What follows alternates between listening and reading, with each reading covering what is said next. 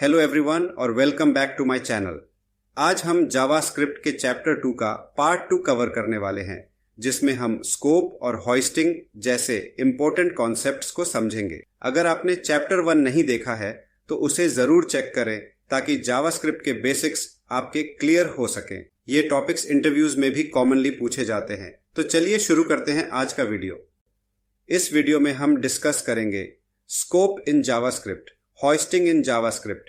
सबसे पहले बात करते हैं स्कोप के बारे में। What is scope in JavaScript? Scope का मतलब होता है कहां तक आपका वेरिएबल एक्सेसिबल है। जब हम जावास्क्रिप्ट में कोई वेरिएबल डिक्लेयर करते हैं तो हर वेरिएबल का एक स्पेसिफिक स्कोप होता है। मतलब यह डिसाइड करता है कि वह वेरिएबल किस कोड सेक्शन में अवेलेबल होगा और कहां से यूज किया जा सकता है। जावास्क्रिप्ट में दो मेजर टाइप्स ऑफ स्कोप होते हैं। 1 ग्लोबल स्कोप, 2 लोकल स्कोप, जिसमें फंक्शन स्कोप और ब्लॉक स्कोप आता है। अब इन दोनों को डिटेल में समझते हैं। ग्लोबल स्कोप का मतलब है कि कोई भी वेरिएबल जो ग्लोबल स्कोप में डिक्लेयर होता है वह प्रोग्राम के किसी भी पार्ट में एक्सेसिबल होता है। इसका फायदा यह है कि आप आसानी से किसी भी फंक्शन, ब्लॉक या फाइल में उस वेरिएबल को यूज कर सकते हैं। लेकिन कभी कभी ग्लोबल वेरिएबल्स बग्स और अनएक्सपेक्टेड बिहेवियर का कारण बन सकते हैं, क्योंकि वे हर जगह एक्सेसिबल होते हैं।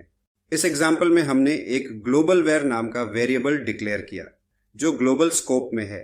इसका मतलब है कि यह पूरे कोड में कहीं भी एक्सेसिबल है, चाहे वो फंक्शन के अंदर हो या फंक्शन के बाहर। जब हमने डिस्प्ले फंक्शन के अंदर ग्लोबल वेर को एक्सेस किया तो आउटपुट आई एम ग्लोबल मिला। उसके बाद जब हमने फंक्शन के बाहर इसे प्रिंट किया तब भी वही आउटपुट आई, क्योंकि वह वेरिएबल ग्लोबल स्कोप में अवेलेबल है। अब बात करते हैं लोकल स्कोप की। लोकल स्कोप का मतलब होता है कि एक वेरिएबल सिर्फ उस फंक्शन के अंदर ही एक्सेसिबल होगा जिसमें उसे डिक्लेयर किया गया है। यह स्कोप सिर्फ फंक्शन तक ही लिमिटेड होता है। फंक्शन स्कोप का फायदा यह है कि आप वेरिएबल्स को स्पेसिफिक फंक्शंस तक ही लिमिट कर सकते हैं ताकि वे बाकी कोड को इम्पैक्ट न करें। इस एग्जाम्पल में हमने मैसेज नाम का वेरिएबल फंक्शन डिस्प्ले मैसेज के अंदर डिक्लेयर किया। जब हमने उस फंक्शन के अंदर मैसेज को प्रिंट किया तो आउटपुट हेलो लोकल स्कोप मिला, क्योंकि वो वेरिएबल फंक्शन के अंदर अवेलेबल है। लेकिन जब हमने फंक्शन के बाहर मैसेज को एक्सेस करने की कोशिश की तो एरर आई, क्योंकि फंक्शन स्कोप के बाहर वो वेरिएबल एक्सेसिबल नहीं है। अब बात करते हैं ब्लॉक स्कोप की। ब्लॉक स्कोप का मतलब होता है कि वेरिएबल सिर्फ उस ब्लॉक के अंदर एक्सेसिबल होता है जहां उसे डिक्लेयर किया गया है। यह लेट और कॉन्स्ट के साथ काम करता है। ब्लॉक स्कोप का फायदा यह है कि आप वेरिएबल्स को और ज्यादा कंट्रोल में रख सकते हैं ताकि वे ग्लोबली एक्सेसिबल न हो और एक्सीडेंटली ओवरराइट न हो। यहां हमने ब्लॉकवेयर को एक इफ ब्लॉक के अंदर डिक्लेयर किया है यूजिंग लेट। जब हम ब्लॉक के अंदर इसे एक्सेस करते हैं तो यह परफेक्टली काम करता है और output I am block scoped मिलती है। लेकिन जब हम ब्लॉक के बाहर इसे एक्सेस करने की कोशिश करते हैं तो एरर आती है, क्योंकि ब्लॉक स्कोप का मतलब होता है कि वेरिएबल सिर्फ उस ब्लॉक के अंदर ही एक्सेसिबल होता है। अब हम डिस्कस करेंगे एक और इम्पॉर्टेंट कॉन्सेप्ट जो है hoisting. What is hoisting in JavaScript? Hoisting एक ऐसा बिहेवियर है जो सिर्फ जावास्क्रिप्ट में होता है। होइस्टिंग का मतलब है कि जावास्क्रिप्ट ऑटोमेटिकली वेरिएबल्स और फंक्शंस को स्कोप के टॉप पर ले जाती है, चाहे आप उन्हें कोड के किसी भी पार्ट में डिक्लेयर करें। इसका मतलब आप वेरिएबल्स और फंक्शंस को डिफाइन होने से पहले भी यूज कर सकते हैं, लेकिन कुछ लिमिटेशंस भी होती है जो हम अब समझेंगे। अब बात करते हैं वेरिएबल होइस्टिंग की।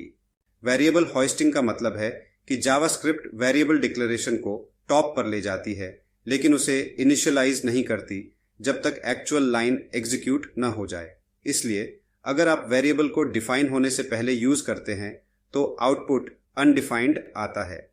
इस एग्जाम्पल में हमने ग्रीट को पहले यूज किया और बाद में डिक्लेयर किया। जावास्क्रिप्ट ऑटोमेटिकली ग्रीट की डिक्लेरेशन को टॉप पर ले जाती है, लेकिन इसे इनिशियलाइज नहीं करती। इसलिए जब हमने इसे प्रिंट किया तो रिजल्ट अनडिफाइंड आया क्योंकि जावास्क्रिप्ट ने उसकी सिर्फ डिक्लेरेशन को होस्ट किया था, वैल्यू को नहीं। अब बात करते हैं फंक्शन होस्टिंग की।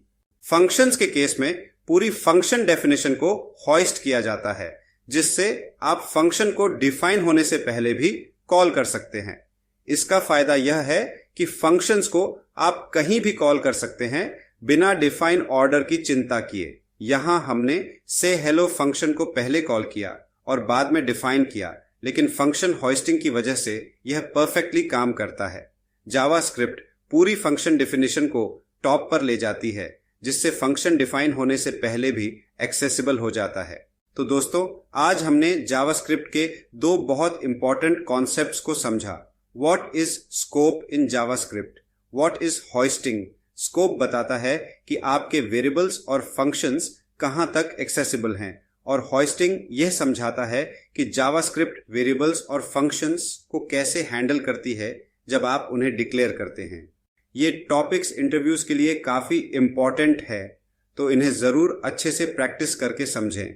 Thanks for watching. मिलते हैं नेक्स्ट वीडियो में, और डिटेल में समझने के लिए जावास्क्रिप्ट प्लेलिस्ट जरूर चेक करें, और अगले वीडियो में हम डिस्कस करेंगे what are the data types in JavaScript, primitive versus non-primitive data types, what is boolean in JavaScript, what is string in JavaScript, difference between string and number in JavaScript, what is string immutability, how do you concatenate strings in JavaScript। तो जुड़े रहिए अगले video के लिए।